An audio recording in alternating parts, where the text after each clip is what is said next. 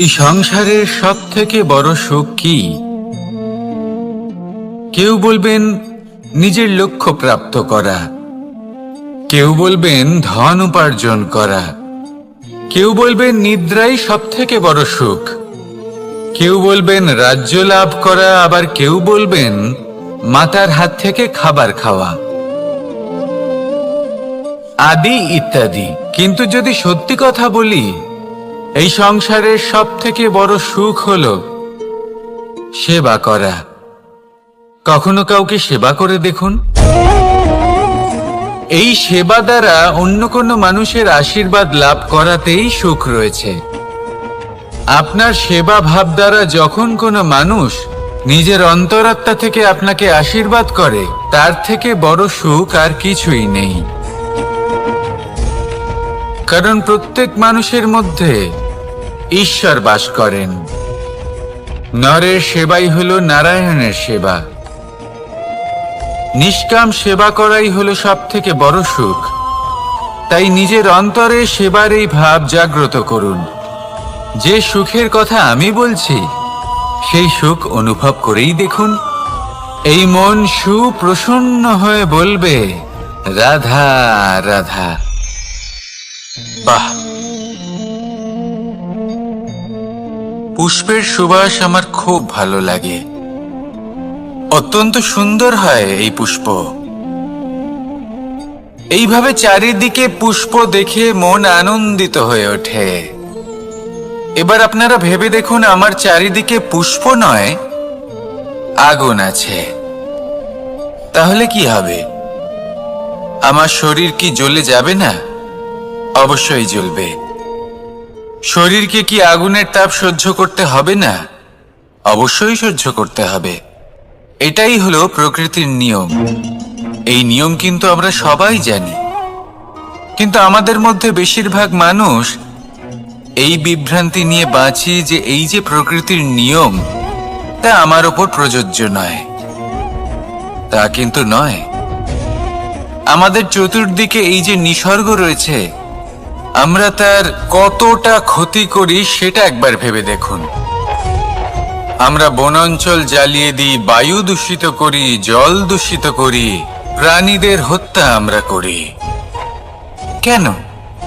এই নিসর্গ আমরা নষ্ট করি, যদিও আমরা জানি যে আমরাও হলাম এই নিসর্গেরই অংশ। এবার দেখুন, শরীরের কোনো অংশে যদি আগুন ধরান, আস্তে আস্তে সমস্ত শরীরও জ্বলে যাবে। সেইভাবেই নিসর্গ যদি নষ্ট হয়ে যায়, তাহলে মনুষ্য জাতিও নষ্ট হয়ে যাবে।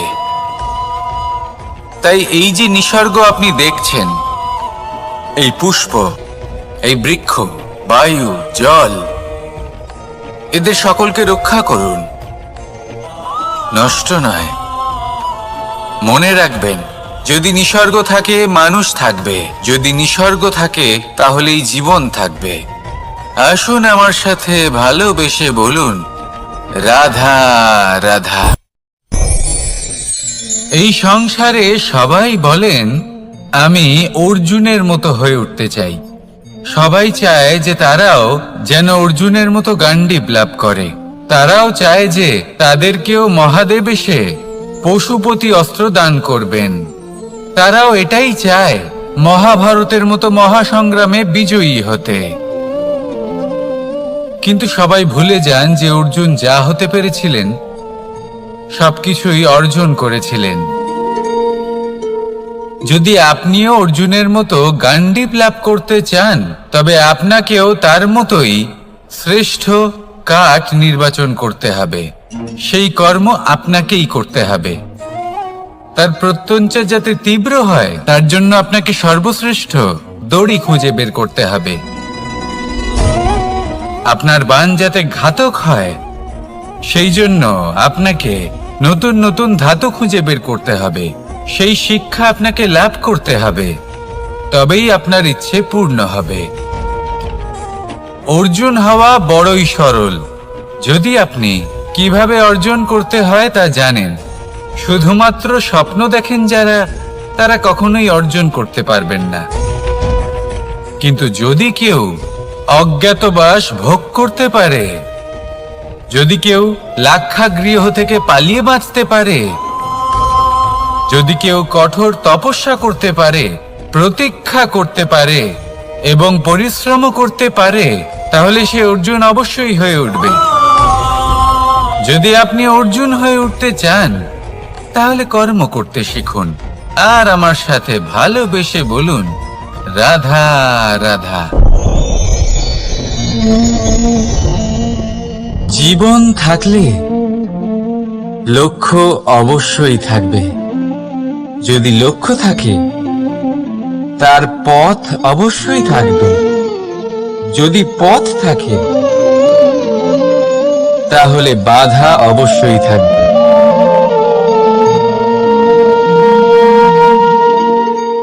আর এর উপরেই নির্ভর করে যে আমরা জীবনে সফল হব না অসফল, পুরস্কারের ভাগীদার হব নাকি তিরস্কারের। মনে করুন আপনাকে একটা কাজ করতে হবে, আপনাকে পর্বত আরোহণ করতে হবে, আর সেই পথের ঢাল আপনাকে একাধিকবার ফেলে দেবে। পাথর আপনাকে একাধিকবার আহত করবে। এই অবস্থায় কি করবে? সাধারণ মানুষ বেছে নেয় প্রতিশোধ। সেই পর্বতকে নষ্ট করে দেওয়ার চিন্তা ভাবনা করে, তার ভিতকে নড়িয়ে দেওয়ার কথা ভাবে সেই মানুষ। কিন্তু পর্বতকে তো কেউ নষ্ট করতে পারে না। তাই অসফল হওয়ার সাথে সাথে কুখ্যাতিরও ভাগীদার হয়ে যায় সে। দ্বিতীয় পথ হল পরিবর্তন। যদি আপনি সেই পর্বত ভাঙার পরিবর্তে তাতে সোপান তৈরি করেন, তাহলে আপনিও সেই পর্বতে উঠতে পারবেন, অন্য কেউও তাতে উঠতে পারবে, আগামী প্রজন্মও তাতে উঠতে পারবে, আর সেই আগামী প্রজন্ম সর্বদা আপনার সুনাম করবে। তাই জীবনে প্রতিশোধ নয়, পরিবর্তন বাছুন। বদলা নয়, বদল বেছে নিন। আপনার বাধা আপনার বন্ধু হয়ে যাবে। রাধা রাধা। সমস্ত মানুষের জীবন কিছুটা সমান হয়। মানুষ জন্মগ্রহণ করে, তারপর চলতে শেখে, জীবনে এগিয়ে চলে, বার্ধক্য লাভ করে, তারপর সমাপ্ত হয়ে যায়। কিন্তু সেই ব্যক্তিরা কারা যারা প্রকৃত অর্থে মনুষ্য জীবন যাপন করেন? এনারা হলেন সেই ব্যক্তি যারা পড়ে গেলেও আবার উঠে দাঁড়ানোর চেষ্টা করেন, নিজের ভেঙে পড়া অস্তিত্বকে আগলে নিয়ে আবার একটা আকার দেওয়ার চেষ্টা করেন, ভগ্ন আশাকে আবার একটা নতুন দিশা দেন। অসফল হওয়ার পরেও থামেন না, আবার এগোতে থাকেন। অসফল হওয়ার পরে যদি আপনি থেমে যান, তাহলে সাফল্য আপনার সামনে অপেক্ষা করে, কিন্তু আপনি তা দেখতে পান না। তাই জীবনের সংঘর্ষে অংশগ্রহণ করতে শিখুন। জীবনের সংঘর্ষ থেকে পালাবেন না। আসুন আমার সাথে ভালোবেসে বলুন, রাধা রাধা। একবার একটা শেয়াল বনে বিচরণ করছিল। ও একটা ছোট্ট শাবক দেখতে পেল। ও ভাবল, আজ একেই আমি খাবার হিসেবে গ্রহণ করব। আশেপাশে দেখলো কেউ দেখছে না তো, কেউ ছিল না, আর সেই শাবকের ওপর আক্রমণ করলো, যা হলো একটা ঘোর অপরাধ। বনের নিয়ম অনুসারে আপনি কখনোই শাবকের ওপর আক্রমণ করতে পারেন না। তারপর এই খবরটা যখন রাজা সিংহ জানতে পারলেন, সভার আয়োজন করলেন। কিন্তু সেখানে শেয়াল বলল, আমি তো এরকম কিছু করিনি। কিন্তু যদি আপনি এরকম বলেন, কোনো প্রমাণ দিন, এর কোনো সাক্ষী আছে? তখন রাজা সিংহ পেঁচাকে ডেকে পাঠালেন, যে সেই মুহূর্তে বৃক্ষের শাখার ওপর বসেছিল। সে সব কিছু দেখেছিল। পেঁচা সব সত্যি কথা বলল, আর শেয়ালকে মৃত্যুদণ্ড দেয়া হলো। এবার এই কাহিনী আমি আপনাকে কেন শোনালাম? কারণ মানুষও কখনো কখনো এরকম কর্ম করেন যা শিয়াল করেছে। এটা ভাবেন কেউ দেখছে না যখন আমি অনুচিত কর্ম করতেই পারি, কিন্তু না, আপনি যাই করুন না কেন কেউ না কেউ অবশ্যই তা দেখছে। কোনো ব্যক্তি না হলেও কোনো প্রাণী, না হলে কোনো যক্ষ বা দেব বা প্রেত। যদি এনারা কেউ না দেখেন, তাহলে ধরিত্রী মাতা দেখেন যেখানে দাঁড়িয়ে আপনি সেই কর্ম করছেন, তাই না? তাই একটা কথা সবসময় মনে রাখবেন, কে দেখছেন কে দেখছেন না সেই বিষয়ে ভাবা ছেড়ে দিন। এটা খুব সহজ কথা। আপনি যদি উচিত কর্ম করেন উচিত ফল পাবেন, যদি অনুচিত কর্ম করেন তাহলে আপনি অনুচিত ফল অবশ্যই পাবেন। সেই জন্য উচিত পথে চলতে থাকুন, উচিত কর্ম করতে থাকুন, আর আমার সাথে ভালোবেসে বলুন, রাধা রাধা। আপনি কখনো কোনো বাজকে নিজের বাসা বানাতে দেখেছেন?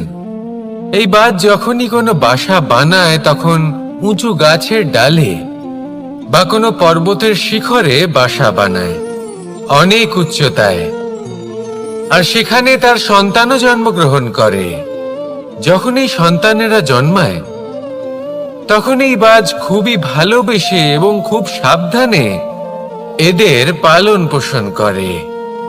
নিজের ঠোঁট দিয়ে তাদের ঠোঁটে খাবার পরিবেশন করে। কিন্তু যেই সেই সন্তানেরা হৃষ্টপুষ্ট হয়ে যায় এবং সেই কথা বাজ নিজে বুঝতে পেরে যায়, সেই বাজ নিজেই সেই বাসা ছিন্ন ভিন্ন করে দেয়। সেই সন্তান যাদের সবেমাত্র ডানা গজিয়েছে, কিভাবে উড়তে হয় তারা জানে না, সেই সন্তানগুলিকে উচ্চতা থেকে ঠেলে দেয়। সেই সন্তান প্রথমে ভয়ভীত হয়ে যায়।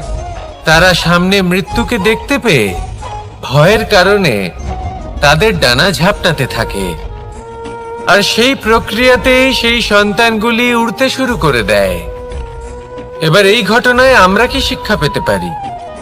এটাই, যদি আপনি মাতা পিতা হন তাহলে নিজের সন্তানকে অবশ্যই স্নেহ করুন, কিন্তু তাদেরকে নিজের আঁচলের তলায় বেঁধে রাখবেন না। যদি আপনি চান আপনার সন্তান জীবনে উন্নতি করুক, তাহলে নিজের মুঠো থেকে তাদের স্বতন্ত্র করে দিন, এই সংসারে সংঘর্ষ করতে দিন। সেই সন্তান নিজেই বুঝতে পারবে যে জন্মের সময় পাওয়া ডানা কি করে ব্যবহার করতে হয়। আর আপনার চোখের সামনে আপনার সন্তান এই আকাশে উড়তে থাকবে। তাহলে আসুন আমার সাথে ভালোবেসে বলুন, রাধা রাধা। সংসারে সবচেয়ে পবিত্র মানা হয় গঙ্গা জলকে। কখনো ভেবে দেখেছেন কেন? কারণ গঙ্গা জলের আবির্ভাব অত্যন্ত শুদ্ধ হয়, তার জন্ম শুদ্ধ হয়, যেখান থেকে তার শুরু সেটাই শুদ্ধ হয়। আর শুরুটা শুদ্ধ হওয়া অত্যন্ত আবশ্যক। আমাদের জীবনে সবই শুরু হয় আমাদের ভাবনা থেকে। নিজের ভাবনাকে শুদ্ধ রাখুন, কারণ এই ভাবনা থেকেই আবির্ভাব হয় শব্দের। আপনার শব্দ শুদ্ধ রাখুন, কারণ এই শব্দ দ্বারাই আপনার কাজ সম্পন্ন হয়। আপনার কাজ শুদ্ধ রাখুন, কারণ এই কাজ দ্বারাই তৈরি হবে আপনার স্বভাব। স্বভাব থেকেই তৈরি হয় আপনার অভ্যাস, আর অভ্যাস থেকে তৈরি হয় আপনার চরিত্র। আর এই চরিত্র সংসারের সমক্ষে এক আদর্শ হয়ে ওঠে। তাই ভাবনা থেকে আদর্শের এই যাত্রা শুভ তখনই হয়ে ওঠে যখন আপনার ভাবনা শুদ্ধ হয়। এই সংসারে, এই জীবনে নিজের ভাবনা শুভ রাখলে, শুদ্ধ করলে আপনার মন সুপ্রসন্ন হয়ে বলবে, রাধা রাধা। মানুষ জন্মগ্রহণ করে, তার সাথে ভয়েরও জন্ম হয়। ছোটবেলা থেকেই আমাদের মনে কোনো না কোনো প্রকারের ভয় থেকেই যায়। কেউ এই বিষয়ে ভয় পায় যে তার কোনো বস্তু তার থেকে দূরে চলে যাবে। কেউ এই বিষয়ে ভয় পায় যে আমি নিজেকে হারিয়ে ফেলব।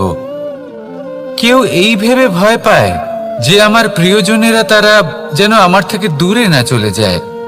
কেউ এই ভেবে ভয় পায় যে আমরা যেন পথ না হারিয়ে ফেলি, আদি ইত্যাদি। কিন্তু সত্যি কথা বলতে ভেবে দেখুন, এই ভয় বাস্তবে কি? শুধুই একটা মনস্থিতি, আর কিছুই নয়। যা কিছু আপনি জীবনে পেয়েছেন তা একদিন আপনাকে হারাতে হবে।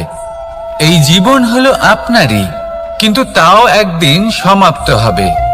তাই ভয় পেয়ে কি লাভ? এই ভয় শুধু আপনাকে জীবন যাপন করা থেকে বাধা দিচ্ছে, আর কিচ্ছু নয়। পথ হারিয়ে ফেললেই বুঝতে পারবেন যে নতুন পথ কিভাবে বানাতে হয়। কিছু মানুষকে জীবন থেকে হারালে তবেই আপনি বুঝবেন যে আপনার আপনজনকে। এই ভয়ের কারণে ভীত হয়ে থাকবেন না। এই তারা নক্ষত্র অন্ধকারের অভাবে গুরুত্ব হারায়। শিবকেও মহাদেব হবার জন্য বিষপান করতে হয়েছিল। প্রত্যেক পরিস্থিতি, প্রত্যেক সাফল্য আপনার পরীক্ষা নেবে। তাতে উত্তীর্ণ হওয়া হলো আপনার কর্ম। যখনই আপনি ভয় পাবেন বা সংকটের সম্মুখীন হবেন, তখন সাহসের সাথে তার সম্মুখীন হন। মনে রাখবেন, যে সম্মুখীন হতে জানে সাফল্য তার সাথে সবসময় থাকে। আসুন আর আমার সাথে ভালোবেসে বলুন, রাধা রাধা। আমাদের হাতটা দেখুন। এই হাতে 5টা আঙুল আছে, যা ভিন্ন ভিন্ন ধরনের। একরকম কেন নয়? কারণ হলো প্রত্যেকের নিজের নিজের গুরুত্ব আছে, নিজের নিজের মাহাত্ম্য আছে। এরা ভিন্ন, তাই একত্রিত হয়ে মুষ্টিবদ্ধ করা সম্ভব, যার দ্বারা আমরা আত্মরক্ষাও করতে পারি, আবার আক্রমণও করতে পারি। যদি 5টি আঙুল সমান হতো তাহলে মুষ্টিবদ্ধ হতে পারত না, নিজেদের মধ্যে বিভ্রান্তির সৃষ্টি করত। এবার এরকমই কিছু আমাদের সংসারেও হয়। আমাদের দেশ, যেখানে একটি ভূমির ওপর ভিন্ন ভিন্ন ধর্মের মানুষ বাস করেন, ভিন্ন ভিন্ন জাতি, ভিন্ন ধর্ম, ভিন্ন ভাষা। কিন্তু যদি আমরা এটা ভাবি যে কিভাবে এই দেশকে কল্যাণের পথে নিয়ে যাওয়া যায়, কিভাবে এর বিকাশ করা সম্ভব, তাহলে আমাদের একত্রিত হওয়া শিখতে হবে। যেইভাবে 5টা আঙুল একত্রিত হয়, মুষ্টিবদ্ধ হয়, সেইভাবেই আপনার যে ভাষাই হোক, যে ধর্মই হোক, যে জাতি হোক না কেন, ঠিক আছে, আবশ্যক হলো আপনার নিজের কর্মভূমির সাথে, আপনার ধরিত্রীর সাথে যুক্ত থাকা, সাথে থাকা। তবেই দেশের উন্নয়ন সম্ভব। তবেই এই দেশ স্বতন্ত্র থাকবে, সফল হবে, আর এই মন প্রসন্ন হয়ে বলবে, রাধা রাধা। মোহ, কারোর প্রেমের মোহ, কারোর সঙ্গলাভের মোহ, কোনো বন্ধনের মোহ, কখনো বা ধনের মোহ, ঐশ্বর্যের মোহ। যদি আপনার মধ্যে এই মোহবোধ জাগ্রত হয়, তাহলে আপনার বিনাশ সুনিশ্চিত। যেমন কোনো বিশেষ ব্যক্তির প্রতি যদি আপনার মনে মোহ জাগ্রত হয়ে যায়, তাহলে আপনি চাইবেন সেই ব্যক্তি আমার কাছেই থাকুক, আমার পাশেই থাকুক, শুধুই যেন আমার হয়ে থাকুক। আর শুধু এই কারণেই কোথাও না কোথাও সেই ব্যক্তিকে আপনি তার প্রিয়জনের থেকে দূরে করে দিচ্ছেন। তারপর দুঃখ আসে, নিরাশা আসে, কারণ স্বাধীনতা সেই অনুভূতি যেটা সবার প্রিয়, আর সেই অনুভূতিটাই আপনি তার থেকে কেড়ে নিচ্ছেন। এভাবেই মোহ নিশ্চিত রূপে আপনার শত্রু হয়ে যাবে। কিন্তু যদি আপনার মোহ থাকে নিজের মাতৃভূমির প্রতি, তার সম্মানের প্রতি, তাহলে আপনি একজন প্রবল রক্ষক হয়ে উঠবেন। যদি আপনার মোহ থাকে আপনার আত্মসম্মানের প্রতি, নীতির প্রতি, তাহলে এই মোহ কখনো আপনাকে অধর্মের পথে চালিত হতেই দেবে না। আর যদি আপনার মোহ থাকে নিজের আত্মার প্রতি, তাহলে কোনো দুরাত্মা এসে আপনার কোনো ক্ষতিই করতে পারবে না। তাহলে নিজের এই মোহকে নিজের মনের মধ্যে সংযত করে রাখুন, একে নিজের মিত্র করে তুলুন আর আমার সাথে ভালোবেসে বলুন, রাধা রাধা। স্বভাব, মানুষের এই স্বভাব কিন্তু খুব গুরুত্বপূর্ণ বিষয়। এটাই নির্ধারিত করে দেয় যে সংসার তাকে ভালোবাসবে নাকি ঘৃণা করবে। এটাই নির্ধারিত করে দেয় যে তার আপনজন মানে তার প্রিয়জন তার সাথে থাকবে নাকি তার থেকে দূরে চলে যাবে। এবার স্বভাব কেমন হওয়া উচিত?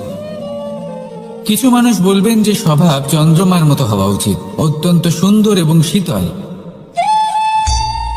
কিন্তু চন্দ্রমা নিজেও তো সূর্যের কাছে নিজের প্রকাশের জন্য ঋণী।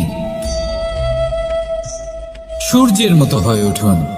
এই সূর্য যখন উদিত হয় তখন শান্ত থাকে, তারপর সারা দিন নিজে প্রজ্বলিত হয় এবং এই সংসারকে প্রকাশ প্রদান করে, যাতে এই সংসার নিজের কর্ম করতে পারে। আর যখন এই সূর্য অস্ত যায় তখনও কোনো কোলাহল করে না, শান্তভাবে অস্ত হয়। সূর্যাস্তের সময় পরিবেশ শান্ত থাকে, সমস্ত পশু পাখি আনন্দে থাকে। সূর্য যখন অস্ত হয় তখন এই আশা নিয়ে অস্ত হয় যে পরের দিন সে আবার উদিত হবে, আর অস্ত হওয়ার পরেও সে চন্দ্রমাকে নিজের প্রকাশ প্রদান করে। যদি আপনিও নিজের উত্থানের সময় অহংকার না করেন এবং নিজের পতনের সময় দুঃখী না হন, আর জীবনে অন্ধকার ঘনিয়ে আসার পরও আপনি অন্যদের সাহায্য করেন, তাহলে সূর্যের মতো আপনি আবার উদিত হবেন, এই সংসারকে প্রকাশ প্রদান করতে পারবেন, সাফল্য লাভ করতে পারবেন। আসুন আমার সাথে ভালোবেসে বলুন, রাধা রাধা। আজ আমরা কথা বলবো মানুষের আরো একটা খুব বড় শত্রুর বিষয়। তার নাম হলো ক্রোধ। এই ক্রোধ হলো একটি জ্বলন্ত কয়লার মতো, যেটা প্রজ্বলিত করে আপনি যার দিকেই ছুঁড়ে মারুন না কেন সবার আগে কিন্তু আপনারই হাত পুড়ে যাবে। কিন্তু কখনো কখনো এই জীবনে রাগ দেখানোটাও খুব অবশ্যম্ভাবী হয়ে পড়ে। যেমন ধরুন, যদি আমরা কথা বলি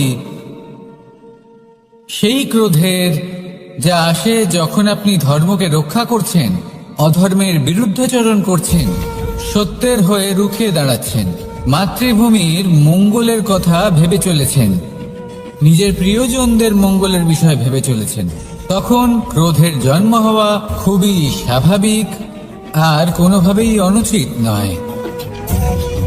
কিন্তু যদি তখনও আপনার মনে ক্রোধ জন্ম না নেয়, তাহলে এর অর্থ হলো যে আপনি কোথাও না কোথাও দুর্বল। এই ক্রোধ নামক শত্রুকে যদি মিত্র করে তুলতে হয়, তাহলে পরিস্থিতির সম্যক ধারণা, বিবেক আর ধৈর্য, এই তিনেরই প্রয়োজন। তাই এই ক্রোধকে নিজের মিত্র করে তুলুন আর আমার সাথে ভালোবেসে বলুন, রাধা রাধা। যদি নিজের কথা বলি, তাহলে আমার এই নিয়ে অভিযোগ নেই যে জন্মের পরেই আমাকে মা বাবার থেকে দূরে চলে যেতে হলো। আমার এই নিয়েও অভিযোগ নেই যে একজন মামা যিনি ভাগ্নের জন্য নিজের প্রাণও ত্যাগ করতে পারেন, সেই মামাই আমার প্রাণ কেড়ে নেওয়ার জন্য প্রত্যেক সম্ভাব্য প্রচেষ্টা করলেন। এই নিয়ে অভিযোগ নেই যে মহাযোদ্ধা হওয়া সত্ত্বেও আমাকে সারথি হওয়ার চয়ন করতে হলো। বরং আমি কৃতজ্ঞ। মামা যতই আমার প্রাণ কেড়ে নেওয়ার চেষ্টা করুক, আমি নিজের আত্মরক্ষা করতে পেরেছি। প্রথমে মথুরা ছাড়তে হলো, তারপর বৃন্দাবন ছাড়তে হলো, কিন্তু দ্বারকাকে নির্মাণ করার সুযোগটা আমি পেয়েছি। আমি কৃতজ্ঞ যে একজন সারথি হিসেবে ধর্মস্থাপনের এই রথ আমি এগিয়ে নিয়ে যেতে পেরেছি, এই সংসারকে গীতার জ্ঞান প্রদান করতে পেরেছি। দেখুন, জীবন সেই একই আছে, কিন্তু দৃষ্টিভঙ্গি কতটা গুরুত্বপূর্ণ। এই অভিযোগ আপনাকে জীবনে বাধা দেবে, দুঃখী করে তুলবে, কিন্তু কৃতজ্ঞতা বোধ সেটা আপনাকে একটা সুযোগ দেবে, সেই জীবনকেই আরো আনন্দের সাথে যাপনের সুযোগ। এই সুযোগে সদ্ব্যবহার করুন আর আমার সাথে ভালোবেসে বলুন, রাধা রাধা।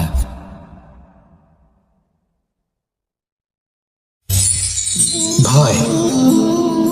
জীবনে আমরা কোন কোন বিষয়ে ভয় পাই?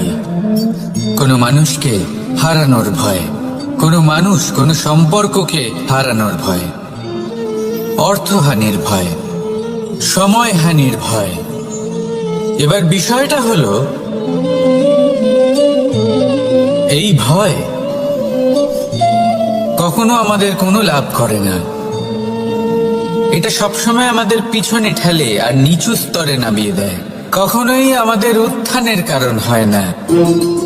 তাই জীবনে যদি কোনো ভয়ের কারণ থাকতেই হয়, তা শুধুই এটা যে মানুষের কথা ভাবতে ভাবতে সম্পর্কগুলিকে হারানোর ভয়, মানুষকে হারানোর ভয়, সবার মন রাখতে রাখতে আপনি যেন নিজেকে, নিজের ভাবনা চিন্তাকে না হারিয়ে ফেলেন।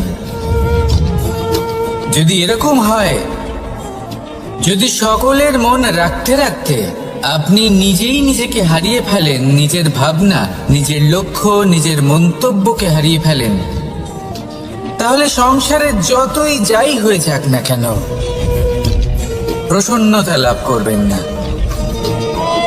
তাই রক্ষা তাকেই করুন যে আপনাকে রক্ষা করে, আপনার মানসিকতা, আপনার ব্যক্তিত্ব, আপনার লক্ষ্যকে রক্ষা করে। আর যদি কোনো বিষয় ভীত হতে হয়, তবে আপনি যেন নিজের উদ্দেশ্যের থেকে দূরে না চলে যান। তাহলে আসুন আর আমার সাথে ভালোবেসে বলুন, রাধা রাধা। জীবনের পঞ্চমহাভূতের দ্বিতীয় তত্ত্ব হল মাটি, ভূমি, ধরা, যে ধারণ করে, যা আমাদের সকলকে ধারণ করে, ভালো হোক বা মন্দ, নিজের কর্তব্য পালন করে। আর এটাই শিক্ষা আমাদের জন্য।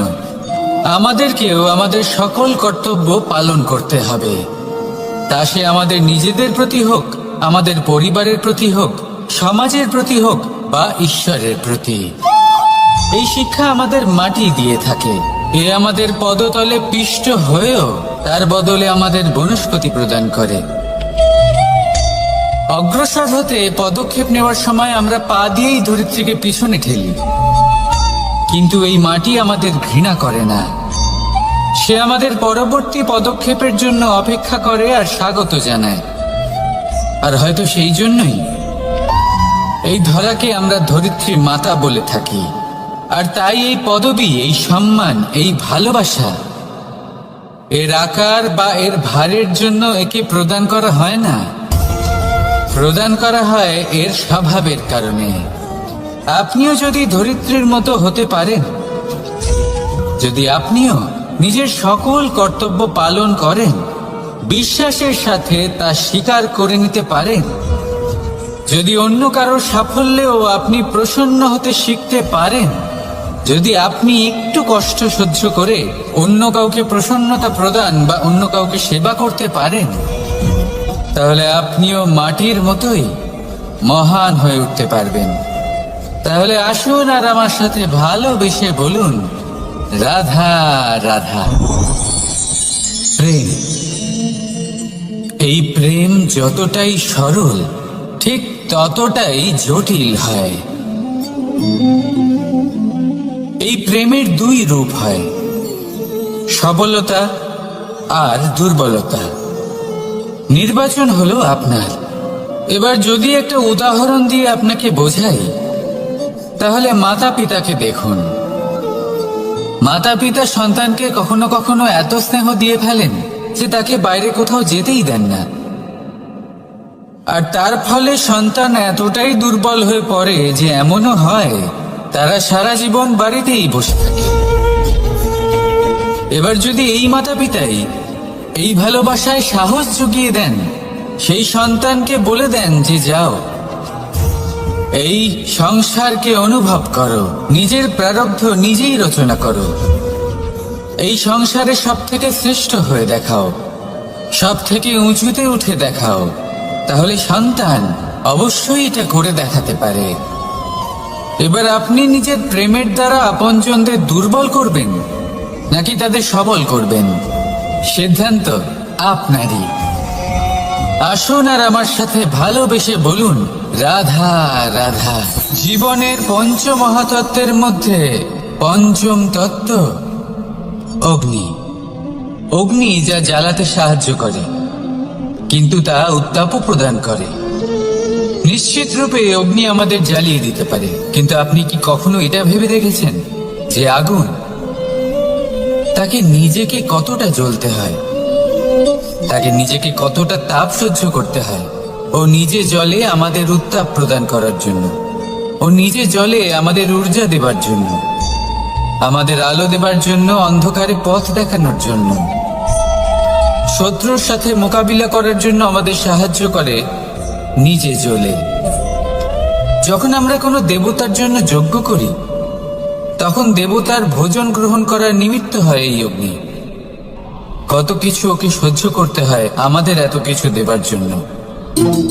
আপনিও আগুনের মতো হয়ে উঠুন, নিজে কষ্ট সহ্য করুন অন্যকে সাহায্য করার জন্য, তাদের জীবন উদ্ধার করার জন্য, নিজের প্রিয়জনের জন্য, নিজের পরিবারের জন্য, নিজের মাতা পিতার জন্য, এই সমাজের জন্য।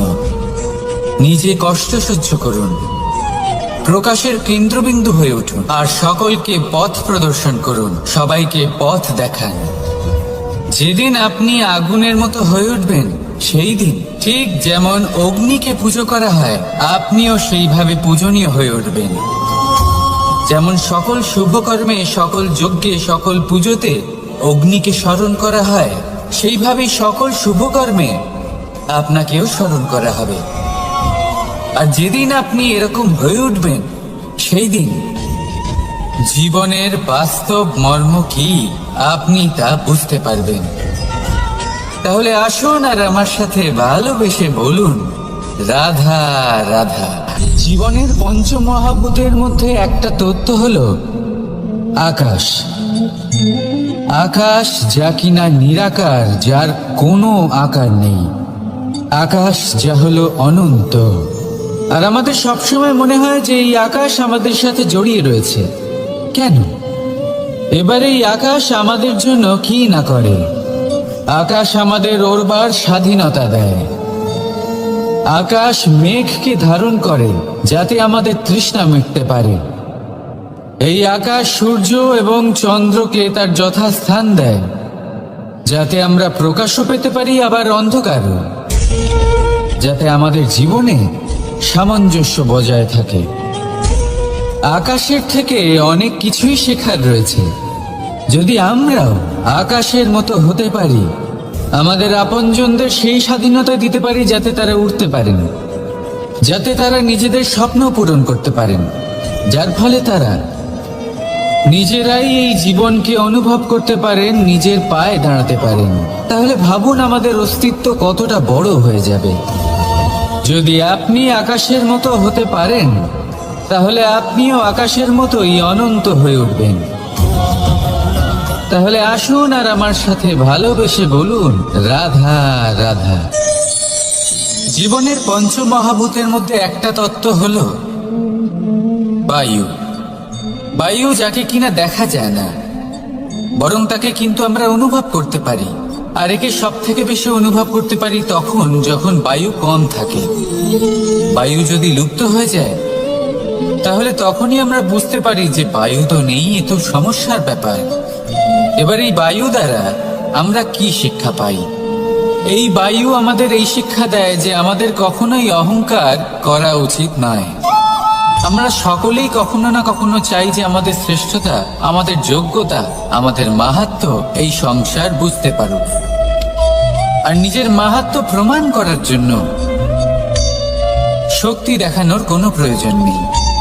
কারণ যখন কোনো ব্যক্তি, এই সমাজ, এই সংসার আপনাকে নিজের থেকে দূরে করে দেবে, আপনার থেকে দূরে চলে যাবে, তখন আপনার মাহাত্ম্য কি তার আভাস সে নিজে থেকেই অবশ্যই পেয়ে যাবে। আপনার কিছুই করার প্রয়োজন নেই। বায়ুর মতো হয়ে উঠুন। বায়ু যার কিনা কোনো ভার নেই, কিন্তু যখন সময় আসে যখন সে তুফানের রূপ নেয় তখন অত্যন্ত বড় বড় বিধ্বংসী কাজ সে করে ফেলে, আর তখন এর শক্তির কোনো তুলনাই হয় না। বায়ু, যে নিজের সঞ্চালন দ্বারা পৃথিবীকে প্রাণ দেয়, নিজের পরিবহন দ্বারা এই মেঘ সৃষ্টি করে, এই ধরিত্রীর তৃষ্ণা নিবারণ করে। বায়ুর মতো যদি আপনি হয়ে উঠতে পারেন তাহলে হালকা হয়ে যাবেন, ওপরে উঠতে পারবেন এই সংসার, এই ভৌতিকতা, এই মোহ মায়া থেকে। আর তখন আপনি বুঝতে পারবেন যে প্রেম কাকে বলে। তখন আপনি বুঝবেন যে দান করাই হলো জীবন। তাহলে আসুন আর আমার সাথে ভালোবেসে বলুন, রাধা রাধা। কথায় আছে যে জীবনের আধার হলো সম্পর্ক, প্রসন্নতারও এবং ঈশ্বরের সাথে দেখা পাওয়ারও। এবার এই সম্পর্কের আধার আসলে কি? সেবা? না। বোঝাপড়া? না। অপেক্ষা? না। এই সম্পর্কের আধার হলো বিশ্বাস।